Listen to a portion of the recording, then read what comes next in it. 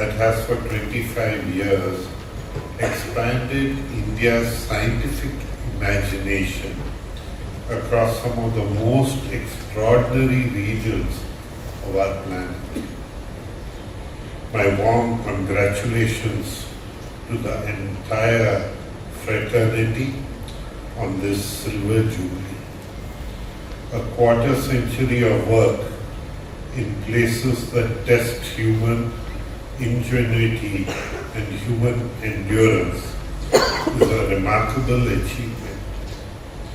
May your commitment to exploration and discovery continue to illuminate India's scientific future.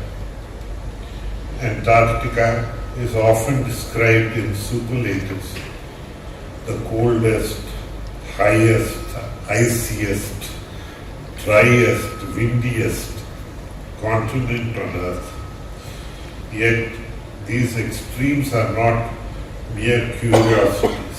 Because the Antarctic Treaty System remains one of the finest and most successful international frameworks, ensuring that Antarctica is reserved exclusively for scientific research and peaceful activities.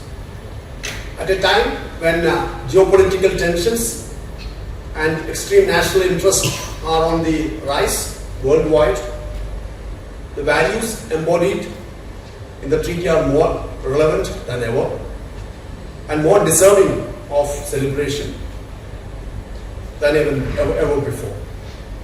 There's truly no other place on Earth like Antarctica. The continent where there is no war ever has been fought, where the environment is strictly protected, where the scientific inquiry or this research holds the highest priority.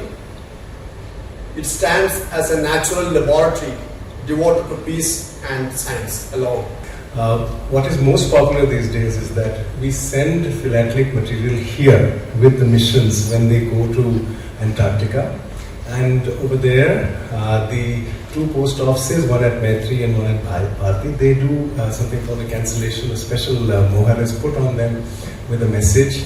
And most people like to have letters sent back to them from Antarctica, which becomes a very high philanthropic value for all. So we have, in fact, beautifully, the stamps are a beautiful way to showcase in a small space the details, and in terms of Antarctica, the biodiversity, the importance of scientific research for the whole of the planet.